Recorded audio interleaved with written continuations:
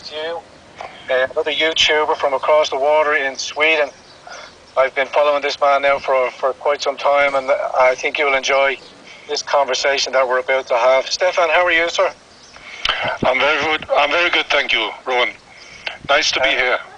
Nice to meet you too. I've been following your YouTube streams, and I'm quite fascinated by just the matter of fact, the way you present that, and I find it quite refreshing, because we don't often get to hear what's going on in your country of Sweden, because there's a lot of misinformation going around, and I find you're a great source of information as to actually what's happening and what the mainstream media in Sweden and indeed your political class aren't telling your citizens over there.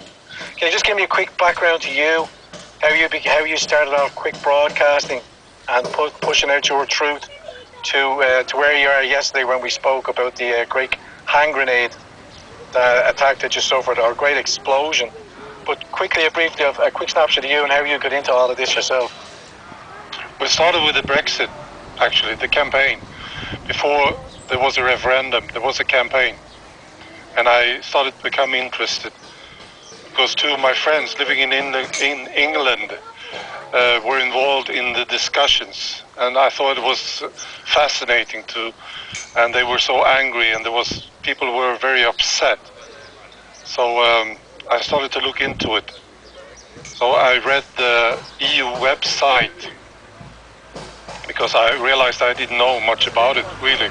I didn't like the EU. I didn't really know what it was.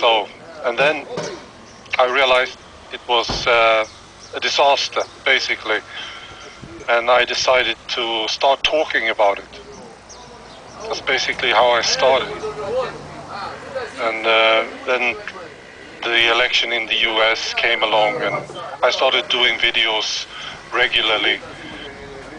I got some good feedback, and now I can't stop. Yeah, it's pretty much like myself. I just became disheartened with the FGMs that were happening over here in Ireland, and the conversation steering towards that we've built these two state-of-the-art FGM clinics in Ireland, but nothing about the children being sent away, having the FGM performed by witch doctors and coming back here. And we just had a children's referendum not so long ago, and there was nothing about the protection of children's rights, because nobody was prosecuted. So it wasn't being deterred. But leading on to that, we both had a similar ascension into our current understandings, and the way where I get to view what's going on in Sweden. From my vantage point, looking towards Sweden, when I first started paying attention, I noticed that your political class started instructing your police services to not report migrant crimes, and the sexual assaults and rape statistics were going off the chart. But we have people of whatever persuasion that aren't paying attention think that this is a conspiracy theory, that because of the open borders migration that's happened into your country, you're experiencing a level of near civil war, rapes, bombing attacks, civil disobedience, and it's not being reported. Am I correct in saying that? Well, I think you are, actually. Yeah, it's been really bad in Sweden for a long time, and I started to realize it more and more as I was looking into it. It's not just the criminal activities and the raping. What I think is the worst in Sweden is the silence that has been going on for so long, and how the establishment worked actively to silence people. It was like a setup, and it was like a strategy. Well, they wanted this.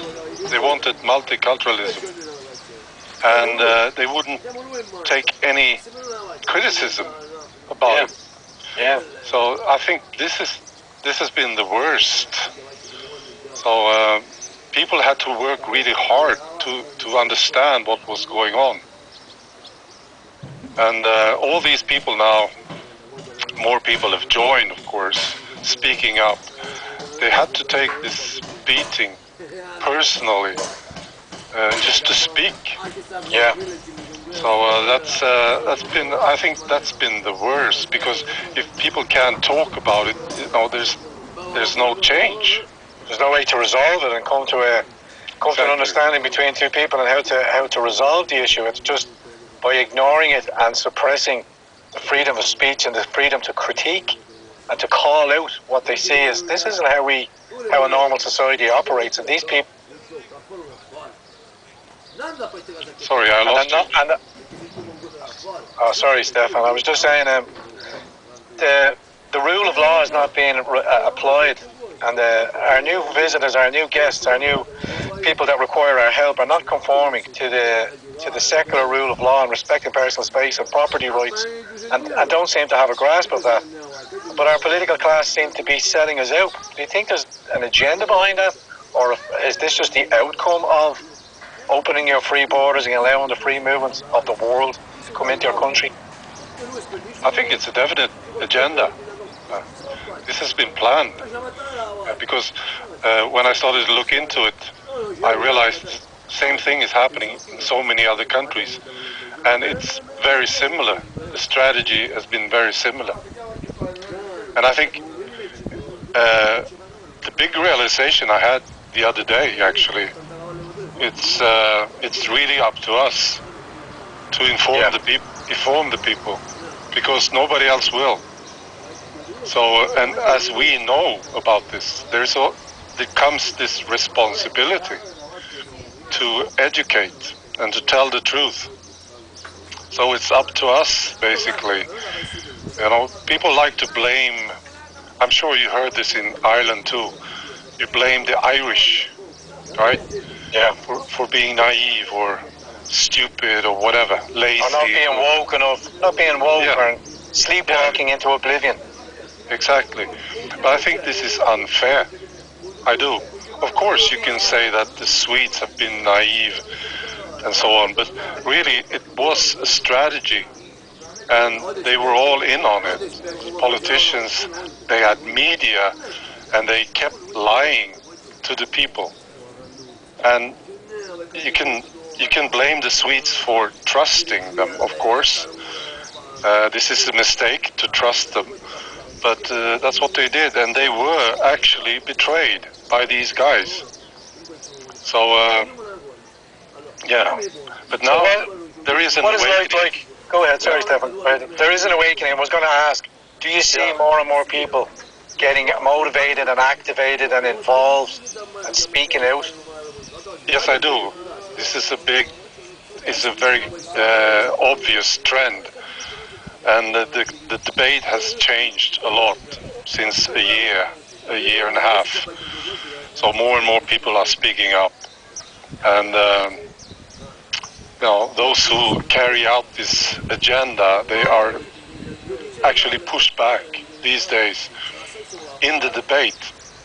Because there's so many, this is one person after the other starting to realize that there's something wrong, and that people have been fooled, and they start to realize the truth, basically. So it's an ongoing process, and it's up to us to carry this out.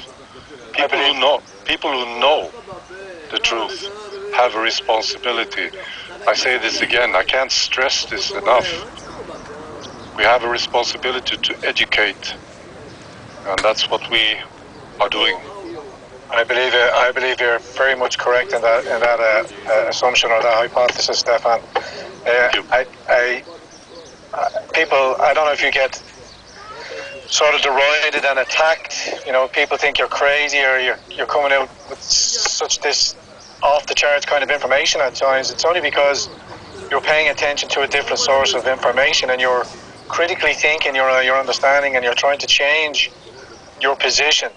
Like I would have been kind of left-leaning or socialist-leaning, or I was kind of disinterested in politics. I kind of wanted, a safety catch for people and stuff like that. But when you see how that system has been abused and how detrimental it will be to societies to allow it to continue unregulated, because we're spending our children's and grandchildren's futures and their future wealth by writing and cashing checks now and over borrowing. Ireland is 250 billion. And steadily climbing, looking to borrow a further 50 billion off Europe. When I firmly believe that there's a